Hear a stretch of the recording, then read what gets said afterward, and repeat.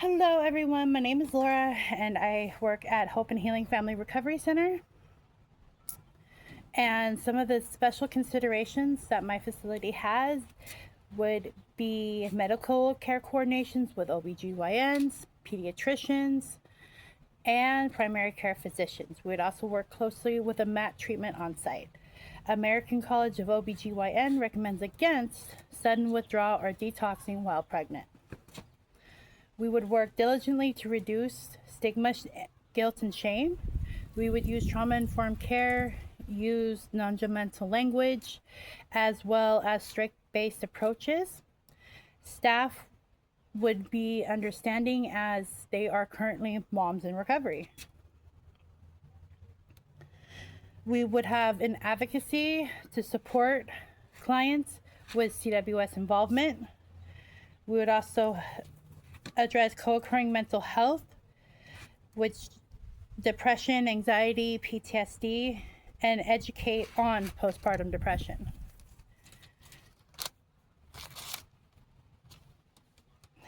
We'd also have LPHAs available to work against trauma history, sexual abuse, domestic violence, and much more. We would also address practical barriers such as having on-site childcare available, case managers to help with housing referrals and employment needs, prenatal and health education classes, which would include some of the following: parenting, breastfeeding, infant bonding, and family therapy for families with older children, as well as postpartum support. For the first 90 days would be residential, and it would be a highly structured schedule. The day would start off at 6:30. They would have to get their children off to school or utilize the on-site childcare, morning meditation, group therapy, individual therapy, as well as a mom support group. And after dinner would be family bonding time and outside 12-step meetings, as well as for the women who cannot leave the facility just yet, we would have an H&I panel. After 90 days, they would be eligible for intensive outpatient with recovery residency in place with 9 to 12 hours with child-friendly services, prenatal medical care coordinations, parenting and family support, and case managers would be available to help with housing and employment services.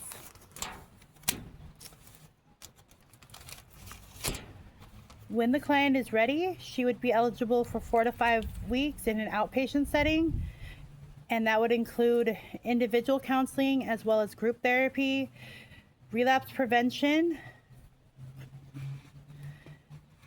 and support groups for mothers in recovery.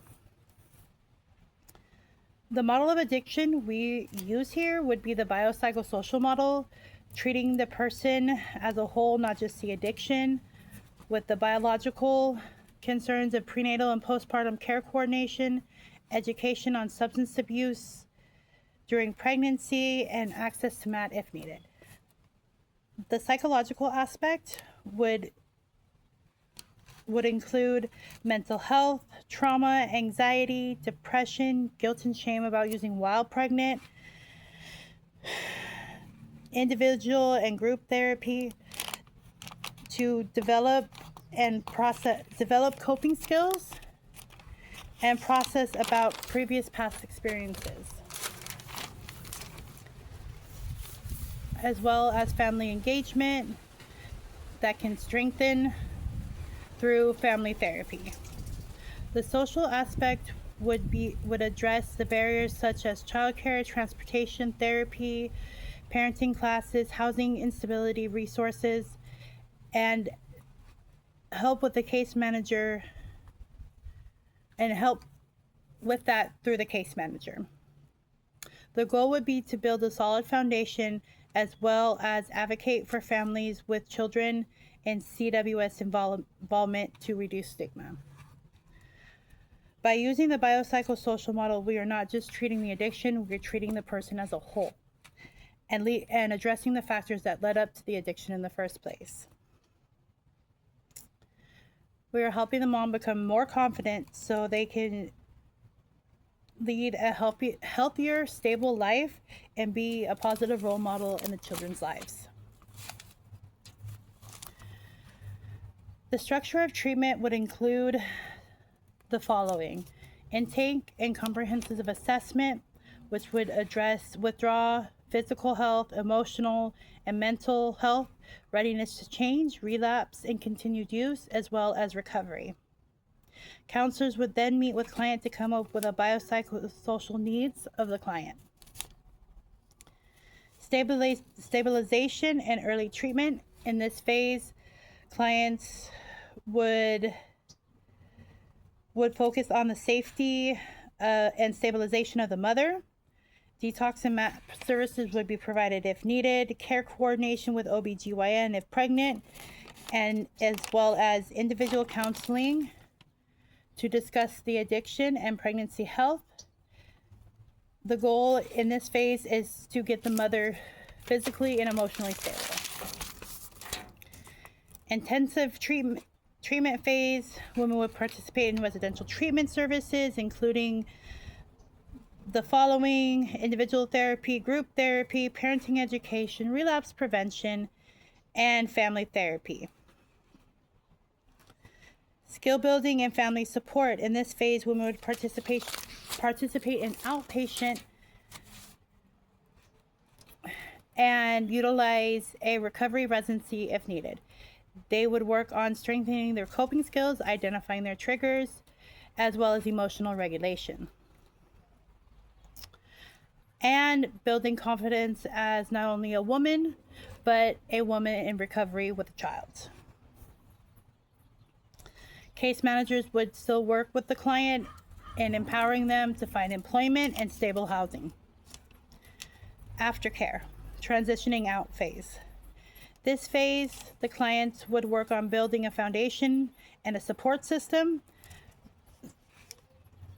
This would include meeting with a counselor once a week and attending 3 12-step meetings per week, where they would find balance between not only their recovery, but being a mom and full-time employment. The goal is to support recovery, maternal health, and family stability at the same time. The structure would guide women to recovery by, again, treating not only the addiction, but the person as a whole. The structure of the program treats the biopsychosocial factors that led to the addiction in the first place. It would address any barriers that women face, such as childcare, housing, unemployment, and stigma. The structure would also provide families with safety and security, plus it allows to keep the family together, which helps strengthen the bond between mother and child. Women would be placed in residential if they require more structure and support, which may include severe substance use, withdrawal, co-occurring mental health, or unsafe or unstable living environments. Women may start out in intensive outpatient or outpatient services due to having no withdrawal symptoms, more stable with mental health, and have a stable and more social support and need less structure in 24-hour care. Some of the responsibilities the counselor would be responsible for is assessment, treatment planning, crisis and intervention within their scope of practice, client education, record keeping, and record keeping. Trauma-informed care, motivational interviewing, knowledge of child development, and being just a mom in recovery, as well as having empathy and a non-judgmental attitude would definitely be required as a counselor at the facility. Thank you for watching and have a great day. Bye-bye.